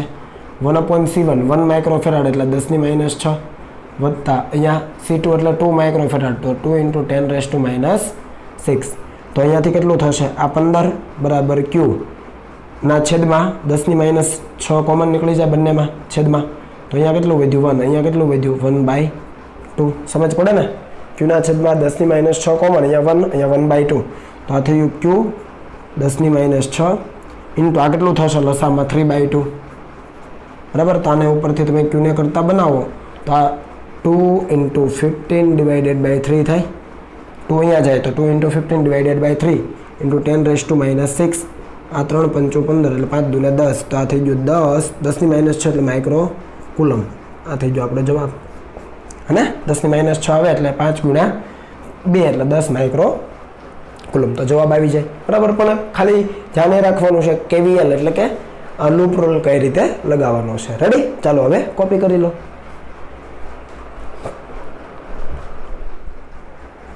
ચાલો નેક્સ્ટ દાખલો જોઈએ.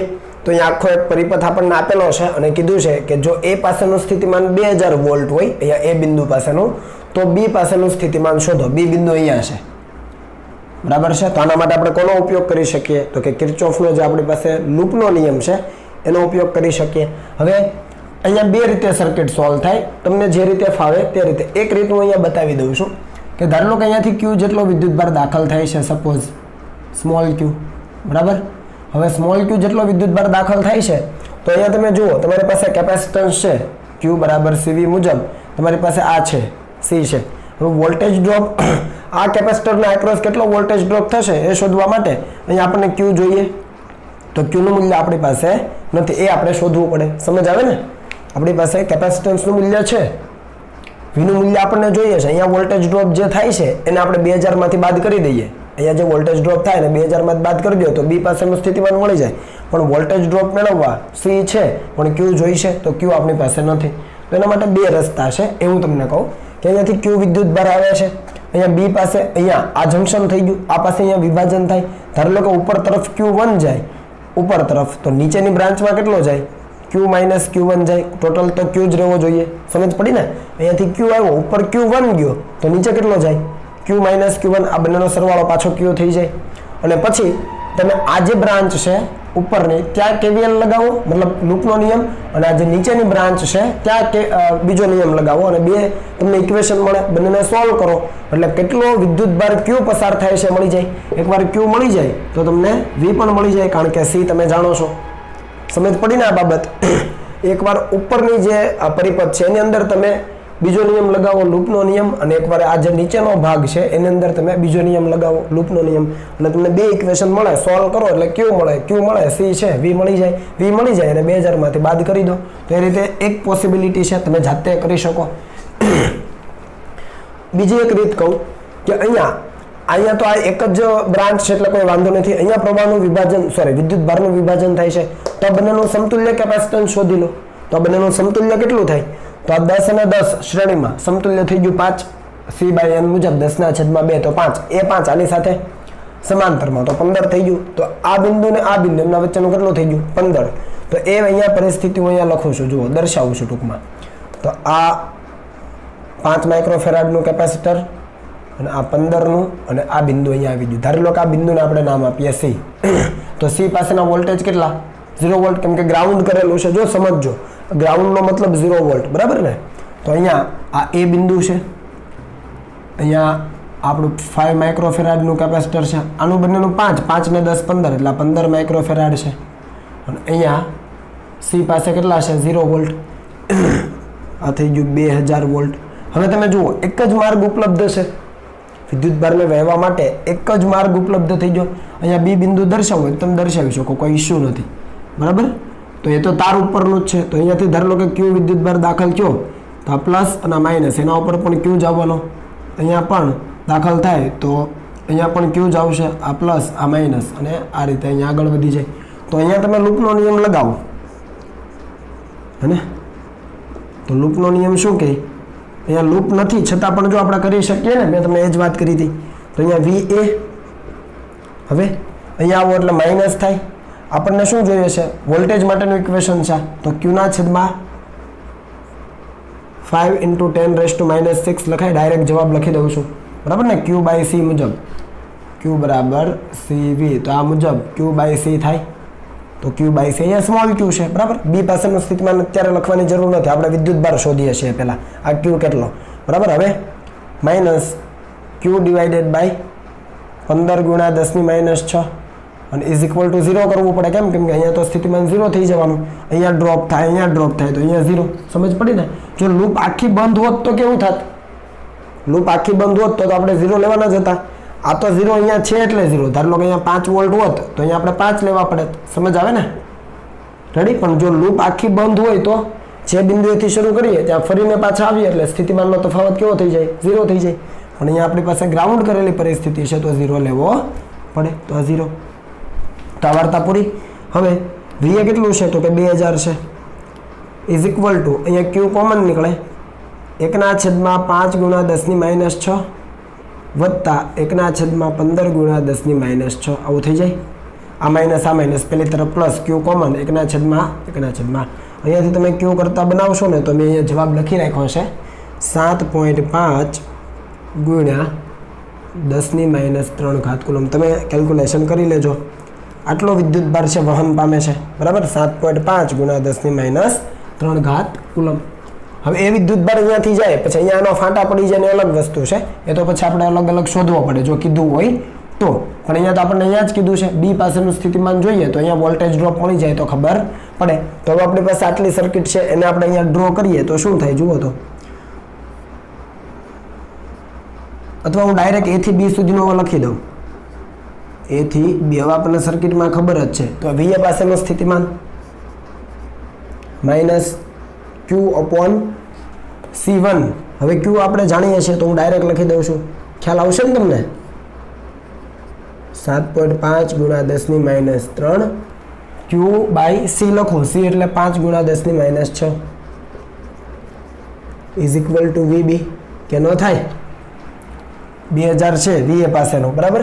માઇનસ Q/C, આ સૂત્ર મુજબ V ગણવાનો, Q/C. તો Q કેટલો મળ્યો 7.5 × 10⁻³ બાય C લખો. C એટલે 5 × 10⁻, માઇક્રો છે તો -6, બરાબર. VB, B પાસેનું સ્થિતિમાન મળી જાય. તો આ તમે જ્યારે બાદબાકી કરશો ને આ તમને જવાબ અહીંયા 2000 મૂકવાના, બરાબર ને. 2000 માઇનસ આ કરશો એટલે તમને કેટલો જવાબ મળશે તો એ મળશે 10⁻³ અને આ 1.5 × 10⁻³ એટલે 1500. 2000 માંથી 1500 જાય 500 મળી જશે. કેટલું મળશે હવે તમે જાતે કરી શકો. 500 વોલ્ટ થશે. એટલે અહીંયા પહેલું જે કેપેસિટર છે ત્યાં વોલ્ટેજ ડ્રોપ કેટલો થઈ ગયો, 1500 વોલ્ટનો ડ્રોપ થઈ ગયો ભાઈ. ખબર પડી ને કે ન પડી, રેડી. આ તમે 2000 મૂકો, આ 1500, તો 2000 માઇનસ 1500 એટલે 500 વોલ્ટ મળી જશે. ધારી લો કે તમને આ બિંદુએ સ્થિતિમાન શોધવાનું કીધું હોત તો ત્યાં કેટલું હોત 0, કેમ કે લાઈન 0 સાથે છે. આ બિંદુએ કીધું હોત તો અહીંયા, તો તમારે અહીંયાથી શરૂ કરીને ઉપરની લૂપમાં જવાનું ને અહીંયા સુધી આવવાનું વોલ્ટેજ ડ્રોપ ગણતા. સમજ પડી કે ન પડી. પણ અહીંયા તમારે વિદ્યુત ભારો કેટલાય પાછા જોવા પડે હો, કેમ કે આ તો સમતુલ્ય 15 માઇક્રોફેરાડ છે આ બધાનો, એટલે અહીંયા કેટલો વિદ્યુત ભાર, અહીંયા કેટલો વિદ્યુત ભાર ગણવો પડે, અહીંયા જેટલો હશે એટલો જ અહીંયા હશે, શ્રેણીમાં છે એટલે થોડી વિદ્યુત ભાર તમારે ગણવા પડે. તો એના માટે તમે પછી મેં તમને કીધું તેમ અહીંયાથી વિદ્યુત ભારનું વિભાજન, ઉપર Q1 નીચે Q - Q1, અને ઉપરના માર્ગને એકવાર તમે લૂપનો નિયમ લગાડો, નીચેના માર્ગને એકવાર તમે લૂપનો નિયમ લગાવો, અને એ રીતે તમે Q અને Q1 મેળવી શકો. સમજ પડી ને? તો તમને આવડી જાય. તો એ રીતે તમને જે પણ બિંદુએ કીધું હોય ત્યાં તમે લૂપનો નિયમ લગાવી દો એટલે થઈ જાય. ઇઝી છે, બરાબર? તો આ જવાબ આપણો. હવે આ એક વસ્તુ યાદ રાખવાની છે, ખરેખર આ બાબત તમે ઓલરેડી દ્રવ્યમાન કેન્દ્રમાં પણ આવું કરી ગયા છો. દ્રવ્યમાન કેન્દ્ર નામનું ચેપ્ટર ભણ્યા, એની અંદર પણ આ પોસિબલ છે અને તમે સૂત્રો લીધેલા છે. જુઓ શું છે વિદ્યુત ભારનું વિભાજન, ઓલરેડી આપણે ભણ્યા છીએ, જસ્ટ ખાલી તમને રિકોલ કરાવું. આપણે તારવા નથી એટલે આ બંને ઇક્વેશન સીધા જ યાદ રાખવાના છે, પણ હું ડેરિવેશન અહીંયા દર્શાવું છું. બે કેપેસિટરો છે C1 અને C2, એને 20 વોલ્ટની બેટરી સાથે સમાંતરમાં જોડાશે. જુઓ 20 વોલ્ટ આને પણ મળે, 20 વોલ્ટ આને પણ મળે, સમાંતર જોડાણ છે. તો અહીંયા બેટરીમાંથી કંઈક વિદ્યુત ભાર નીકળતો હોય, આપણે વિદ્યુત પ્રવાહ કહેતા, પણ ખરેખર વિદ્યુત પ્રવાહનું નિર્માણ વિદ્યુત ભારના કારણે જ થાય છે. તો કંઈક વિદ્યુત ભાર નીકળે છે, એ વિદ્યુત ભાર અહીંયા સ્પ્લિટ થાય. ધારો લો કે Q જેટલો વીજભાર આવે તો અહીંયા સ્પ્લિટ થાય, એક ઉપર જાય ને એક આ બાજુ જાય. તો અહીંયા Q1 ગયો તો આ બાજુ ધારો લો કે Q2 ગયો. સમજ પડી ને? અહીંયાથી વિદ્યુત ભાર Q નીકળ્યો, અહીંયા Q1 ગયો તો ઉપર Q2, તો અહીંયાથી Q1 પસાર થાય, આમાંથી Q2. તો ટોટલ વિદ્યુત ભાર છે Q1 + Q2 રહેવાનો જંક્શનના નિયમ પ્રમાણે. તો total is equal to Q1 + Q2. હવે આ Q1 અને Q2 કેટલા હશે આપણને ખબર નથી, આપણને ખબર કઈ છે નહીં. આપણને આ વિદ્યુત ભાર ખબર છે, કઈ રીતે? તો કે Q = CV, ખબર પડી ને? Q = CV. અહીંયા C એટલે તો કે C ઇક્વિવેલન્ટ * V, કેમ કે બે કેપેસિટર છે તો આ રીતે લેવું પડે કે ન પડી? કુલ વિદ્યુત ભાર કેટલો નીકળે છે આપણે શોધવું હોય તો પેલા બંનેનું સમતુલ્ય તો લેવું પડે ને. એ સમતુલ્ય એટલે Q = CV, V તો છે જ આપણી પાસે, બંનેનું સમતુલ્ય C ઇક્વિવેલન્ટ એટલે Q મળી જાય. તો આ Q માંથી Q1 કેટલો Q2 કેટલો આપણને કઈ ખબર છે નહીં. તો આપણે આ નિયમ લખી શકીએ, જંક્શનનો નિયમ, બંનેનો સરવાળો Q1 + Q2 = Q. એમાં ધારો લો કે Q1 જોઈએ છે તો Q - Q2 થાય. Q as it is, Q2 એટલે આના માટે વિચારો તો વોલ્ટેજ કેટલા છે આના એક્રોસ V, આના એક્રોસ પણ V. તો Q જોઈએ તો C2 * V થાય, Q2 જોઈએ તમારે તો C2 * V. હવે આ V એટલે Q/CQ, C ઇક્વિવેલન્ટ. આ V, આ જે V છે એ શું થાય? Q/C equivalent. તો મૂકી દો Q/C ઇક્વિવેલન્ટ, બાકીનું એઝ ઇટ ઇઝ. હવે આ C ઇક્વિવેલન્ટ એટલે બંને સમાંતરમાં છે, આ તો ખ્યાલ આવે ને? તો સીધો સરવાળો. તો એ કિંમત મેં અહીંયા મૂકી, જો Q1 Q C2 Q અને C ઇક્વિવેલન્ટ C1 + C2 મૂકી દો. અને આ તમે અહીંયા લસા લો એટલે શું થાય? જો C2Q કેન્સલ થઈ જાય અને C1Q ઉપર વધે છેદમાં C1 + C2. તો Q1 તમને મળી ગયો C1 છેદમાં C1 + C2 × Q. અને એવી રીતે આ Q1 ની કિંમત તમે અહીંયા ઉઠાવીને મૂકો હે, અને આ બાજુ લઈ જાઓ એટલે Q2 મળી જાય, C2 છેદમાં C1 + C2 × Q. તમે બંનેમાં જુઓ કોમન શું છે? તો કે કુલ વિદ્યુત ભાર છે Q કોમન છે, છેદમાં C1 + C2 C1 + C2 common છે. તમારે જેના પરનો વિદ્યુત ભાર જોઈએ છે એનું કેપેસિટન્સ લેવાનું, જેના પરનો વિદ્યુત ભાર જોઈએ છે એનું કેપેસિટન્સ લેવાનું, બાકી ઇઝી છે. આવું તમે દ્રવ્યમાન કેન્દ્રમાં પણ કરતા હતા, યાદ આવે છે કાંઈ? આવું ને આવું જ આપણે પ્રવાહ માટે પણ કરી શકીએ. આગળ જે અવરોધો માટે લીધું એમાં પણ તમે એ વસ્તુ સેમ ટુ સેમ કરી શકો, બરાબર? તો એ તમે જાતે કરી લેશો. હું તમને એનું હોમવર્ક આપી દીધું કે તમારે એ પ્રવાહનું જે આપણે લેતા હતા એની અંદર પણ I1 અને I2 કેટલા હોઈ શકે એ તમે ગણી શકો. અહીંયા કેપેસિટરો આપણે કેપેસિટન્સ લખ્યા છે ત્યાં અવરોધો લખવાના થાય. ધારો કે I1 લખવો હોય તો I1 શું થાય? તો I1 એટલે R1 છેદમાં R1 + R2 × કુલ પ્રવાહ I, કુલ વિદ્યુત ભાર તો કુલ પ્રવાહ. અહીંયા કેપેસિટન્સ છે તો અહીંયા અવરોધ છે, અહીંયા કુલ કેપેસિટન્સ છે તો અહીંયા કુલ અવરોધ છે. સિમ્પલ. Q1 તો I1, એવી રીતે I2 શું લખાય?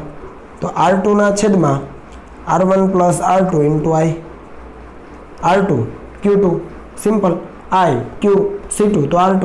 કેમ કે આ પણ એક ઘટક જ છે કેપેસિટર, તો આ પણ એક ઘટક જ છે અવરોધ, બરાબર ને? એટલે આ સૂત્રો તમારા માટે ઇઝી છે, આ તમને ખ્યાલ આવવા જોઈએ. તો Q1 અને Q2 તમને યાદ રહી જાય એટલે વાર્તા પૂરી થઈ ગઈ. Q1 એટલે શું? તો કુલ વિદ્યુત ભારના છેદમાં કુલ કેપેસિટન્સ તો છે જ, બરાબર? Q1 જોઈએ તો C1, Q2 જોઈએ તો ઉપર C2, આટલું યાદ રાખો. એટલે આ બંને ઇક્વેશન ખાલી યાદ રાખવાના, આના આધારિત આપણે દાખલા ગણી શકીએ. તો માત્ર ને માત્ર જંક્શનનો નિયમનો ઉપયોગ કર્યો છે અને બે સિમ્પલ ફોર્મ્યુલા મૂકી દો એટલે જવાબ આવી જાય, બરાબર? તો યાદ રાખજો, આનો ઉપયોગ આપણે દાખલાઓમાં કરીશું. ચાલો હવે લખી લો. ચાલો આગળનો દાખલો જોઈએ. તો અહીંયા આપણને એક સર્કિટ પરિપથ આપેલો છે અને આપણને કીધું છે કે C1 પરનો વીજભાર શોધો. C1 અહીંયા કેપેસિટર છે એના પરનો આપણને વીજભાર જોઈએ છે. તો અહીંયા તમે પરિપથમાં જોઈ શકો 2 બેટરી જોડેલી છે 6 વોલ્ટ 6 વોલ્ટ અને અહીંયાથી આ જે 4 માઇક્રોફેરાડનું કેપેસિટર છે એ ગ્રાઉન્ડ કરેલું છે તો અહીંયા 0 વોલ્ટ હોય. બરાબર છે. ચાલો તો અહીંયાથી આપણે એવું વિચારીએ આ બાજુ કે આ ધન છેડો છે બેટરીનો અને આ ઋણ છેડો છે. તો અહીંયાથી કેટલો વીજભાર નીકળતો હોય? ધારી લો કે Q જેટલો વિદ્યુતભાર છે બહાર નીકળે છે બેટરીમાંથી, ધન છેડામાંથી બહાર નીકળે તો અહીંયા દાખલ કેટલો થાય? Q જેટલો જ દાખલ થાય. Q જેટલો દાખલ થાય એટલે આ કેપેસિટરની પોઝિટિવ પ્લેટ બને, આ નેગેટિવ બને. બરાબર. એવી જ રીતે અહીંયા પણ જુઓ 6 વોલ્ટની બેટરી છે, અહીંયા પણ પોઝિટિવ છેડો તો આ પોઝિટિવ, આ નેગેટિવ. તો વિદ્યુતભાર અહીંયાથી Q જેટલો જ નીકળે તો અહીંયાથી પણ Q જેટલો જ નીકળે. અને અહીંયા તમે જુઓ 2 માઇક્રોફેરાડ તો આ પણ 2 માઇક્રોફેરાડ તો અહીંયા Q જેટલો જ વિદ્યુતભાર દાખલ થાય. બરાબર છે. આ ફરીથી પોઝિટિવ બને, આ નેગેટિવ બને અને બંને વિદ્યુતભારો Q અહીંયા જંકશન પાસે ભેગા થઈને શું થાય? અહીંયા કેટલો વિદ્યુતભાર આપે આપણને? 2Q. તો આ પોઝિટિવ પ્લેટ બને અને આ કેવી બને? નેગેટિવ બને. સમજ પડી ને આમાં? અહીંયાથી Q નીકળો, Q અહીંયાથી દાખલ થયો, અહીંયાથી Q નીકળો, Q અહીંયાથી દાખલ થયો, બંને ભેગા થઈને અહીંયા 2Q બને તો અહીંયા 2Q વિદ્યુતભાર આવે. તો આ એક લૂપ થઈ, તમે આની અંદર સમઘડી દિશામાં ચાલો અને અથવા બીજી લૂપ થઈ એની અંદર તમે વિષમઘડી દિશામાં ચાલો. જવાબમાં તમને કોઈ ફરક મળવાનો નથી કેમ કે વિદ્યુતભાર તો આના ઉપરનો Q છે તો અહીંયા પણ Q જ છે અને આપણને C1 પરનો કીધો અહીંયા તો Q વિદ્યુતભાર આપણે Q નું મૂલ્ય ટૂંકમાં શોધવાનું છે. બરાબર. તો એના માટે આપણે શું કરી શકીએ? તો અહીંયા લખું કે ડાબી તરફની લૂપમાં લૂપ રૂલ લગાવતા તમે KVL પણ કહી શકો. બરાબર. હું ધારો કે આ બિંદુથી શરૂ કરું. ક્યાંથી? અહીંયાથી. તો અહીંયાથી શરૂ કરું તો આ બાજુ જાઉં છું તો શું થાય? +6. હવે આ બાજુ જઈએ તો -Q બરાબર CV મુજબ વિચારો તો શું આવશે? V બરાબર Q/C. Q આપણને જોઈએ છે અને C એટલે 2 × 10⁻6. હવે આમાં ચાલવાનું તો અહીંયા ચાલો ડાબી તરફની લૂપ મેં કીધી તો આખી એક લૂપ બની ને તો એમાં ચાલો તો આ માઇનસ ઉપર કેટલો છે? 2Q છેદમાં 4 × 10⁻6 અને ફરીથી પાછા આ બિંદુ આવો તો લૂપ પૂરી થઈ તો 0 લખવું પડે. આ વસ્તુ આપણને ખ્યાલ છે કે જે બિંદુથી શરૂ કરો ત્યાંથી સ્થિતિમાન ગણતા આવો ને ફરીથી એ જ બિંદુ પાસે પહોંચી જાઓ તો કેટલો થઈ જાય? ટોટલ જે ડિફરન્સ છે એ 0 થઈ જાય. તો +6 - Q/C. C એટલે 2 × 10⁻6 માઇનસ આવશે કેમ કે આ બાજુ જઈએ છે -2Q ના છેદમાં 4 × 10⁻6 બરાબર 0. ચાલો અહીંયાથી આપણને Q જોઈએ છે તો 6 = અહીંયાથી Q કોમન નીકળી જાય, પેલી તરફ જવા દે તો Q કોમન અહીંયા વધે 1/2 અને 10⁻6 પણ કોમન નીકળશે તો એક સાથે લખી દઈએ. ચાલો Q/10⁻6 બરાબર છે અને આ 2 કેન્સલ થાય તો એ પછી આપણે જોઈ લઈશું Q/10⁻6 તો અહીંયા વધે 1/2 વત્તા અહીંયા પણ 1/2 બરાબર છે. આ 6 એઝ ઇટ ઇઝ આ પહેલી તરફ ગયું Q/10⁻6 કોમન તો અહીંયા 1/2 પ્લસ અને 1/2 તો આ થઈ ગયું 1 અડધું આખું તો Q બરાબર કેટલું મળી ગયું તમને? 6 × 10⁻6 કુલમ અથવા 6 માઇક્રોકુલમ. તો આ જવાબ થઈ ગયો. ખ્યાલ આવો ને? માત્ર ને માત્ર તમને લૂપ રૂલ લગાવતા આવડવું જોઈએ અને કેટલો વિદ્યુતભાર આવે છે આવડવું જોઈએ તો જવાબ ઈઝી છે. બરાબર. ચાલો અહીંયા આવી જઈએ. જેવું આપણે અવરોધ માટે કરતા એવું જ છે ભાઈ, નવું કંઈ નથી. હવે અહીંયા કીધું છે B પરનો વિદ્યુતભાર શોધો. અહીંયા જુઓ 3 કેપેસિટર છે A, B અને C અને 2 બેટરી છે 6 વોલ્ટ અને 7 વોલ્ટની. તો B પરનો વીજભાર કીધો છે. હવે આમાંથી સૌથી પહેલા એ નક્કી કરવાનું કે વિદ્યુતભાર નીકળશે શામાંથી? કારણ કે 2 બેટરી છે તો જેના વોલ્ટેજ વધારે એમાંથી વિદ્યુતભાર નીકળે. તો વોલ્ટેજ કોના વધારે? આના. તો આમાંથી ધારી લો કે Q જેટલો વિદ્યુતભાર નીકળો, અહીંયાથી પસાર થાય તો આ પ્લસ અને માઇનસ. બરાબર. તમે વિદ્યુતભાર છે એટલે સોરી સર્કિટ અલગથી બનાવી હોય તો બનાવી શકો. અહીંયા Q જેટલો વિદ્યુતભાર આવવાનો. હવે આ બિંદુ પાસે શું થાય? જંકશન છે આ તો. આ બંને કેપેસિટરો કેવા જોડાણમાં છે જુઓ? સમાંતરમાં. તો અહીંયા કેટલો વિદ્યુતભાર જાય? Q2 અને અહીંયા કેટલો જાય? Q3. હમણાં આપણે વાત કરીને આગળ મેં તમને કન્સેપ્ટ સમજાવ્યો કે Q જેટલો હોય એકમાં ધારી લો કે Q1 જાય, આપણે અહીંયા Q1 કહીએ ચાલો ને અને અહીંયા Q2 કહીએ. તો આ બંનેના મૂલ્યો કઈ રીતે શોધાય એના સૂત્ર હમણાં લખ્યા હતા ને આપણે. બરાબર. આપણે જોઈશું. ચાલો તો સૌથી પહેલાં તો પરિપથમાં કેટલો પ્રવાહ છે એ શોધવો પડે ને આપણે, કેટલો વિદ્યુત ભાર છે શોધવો પડે ને કેમ કે વિદ્યુત ભાર હશે પછી એનું અહીંયા વિભાજન થશે અને આ Q2 અહીંયા આવે, Q1 અહીંયા આવે અને ફરીથી અહીંયા પાછો કેટલો મળી જાય? Q મળી જાય. આ Q2 અહીંયા આવે, આ Q1 અહીંયા આવે, તો અહીંયા ફરીથી કેટલો Q જેટલો મળે. Circuit complete. બરાબર. તો સૌથી પહેલાં આ વિદ્યુતભાર શોધવો પડશે આપણે, કારણ કે આપણા સૂત્ર કયા છે બેઝિક, તો અહીંયા સૂત્ર લખી દઈએ. તો આપણને જો Q1 જોઈતો હોય તો Q1 એટલે C1 એટલે કે આ લખવું પડે છેદમાં C1 + C2 ઇન્ટુ કુલ વિદ્યુતભાર Q. અહીંયા આપણે સ્મોલ Q લીધો છે તો સ્મોલ Q. એવી રીતે Q2 જો કીધો હોત બીજા પરનો વિદ્યુતભાર, તો એનું capacitance C1 + C2 into Q. આ સૂત્ર યાદ છે. તો Q શોધવો પડે, કેપેસિટન્સના મૂલ્યો આપણી પાસે છે, તો Q આપણે શોધી લઈએ. ઇઝી છે. બરાબર. ચાલો, તો Q શોધવા શું કરીએ? તો આપણી પાસે સૂત્ર કયું છે? Q બરાબર CV. પણ અહીંયા 3 કેપેસિટરો છે, તો અહીંયા આપણે લખવું પડે C ઇક્વિવેલન્ટ. કુલ વિદ્યુતભાર પરિપથમાં જોઈતો હોય તો Q બરાબર CV. હવે વિદ્યુતભાર લેવા C એટલે અહીંયા 3 કેપેસિટર, તો C equivalent into V. V કેટલો? તો અહીંયા 2 બેટરી છે, તો બેટરી સહાયકમાં છે કે વિરોધકમાં, એના આધારે તમે કહી શકો. તો જુઓ બેટરી કેવા જોડાણમાં છે? વિરોધકમાં. બંનેના પોઝિટિવ ટર્મિનલ જોડેલા છે, તો બાદબાકી થશે. એટલે સૌથી પહેલાં આપણે V લખી લઈએ. તો 7 - 6 બરાબર 1 વોલ્ટ. ચાલો, વીનું કામ પૂરું કર્યું. હવે C ઇક્વિવેલન્ટ ગણી લઈએ. હવે C ઇક્વિવેલન્ટ ગણો ત્યારે તમારે બેટરી કે બીજું કશું ધ્યાનમાં લેવાની જરૂર નથી. તો થોડી વાર બેટરી ભૂલી જાઓ. તો આ અને આ કેવા જોડાણમાં? આ બંને કેવામાં? સમાંતર. તો 4 ને 3 7 અને એ 7 આની સાથે કેવામાં? શ્રેણીમાં. સમજ આવે ને? થોડી વાર બેટરી ભૂલી જાઓ તો આ બંને કેવા જોડાણમાં? સમાંતર. 4 ને 3 7 સીધો સરવાળો. એ 7 આની સાથે કેવામાં? શ્રેણીમાં. તો બંનેનો ગુણાકાર છેદમાં બંનેનો સરવાળો. તો આપણે ડાયરેક્ટ લખીએ C ઇક્વિવેલન્ટ બરાબર 7 × 2. આ બંનેનું 7 અને આ એની સાથે શ્રેણીમાં, તો 7 × 2 7 + 2, તો આ થઈ ગયું 14/9 માઇક્રોફેરાડ. કેપેસિટન્સ છે માઇક્રોફેરાડ. તો તમને C ઇક્વિવેલન્ટ મળી ગયો, V પણ મળી ગયો, તો Q મળી જાય. Q = C equivalent into V. તો C ઇક્વિવેલન્ટ કેટલું છે? C ઇક્વિવેલન્ટ 14/9 ઇન્ટુ V કેટલું છે? તો આપણને મળ્યું 1.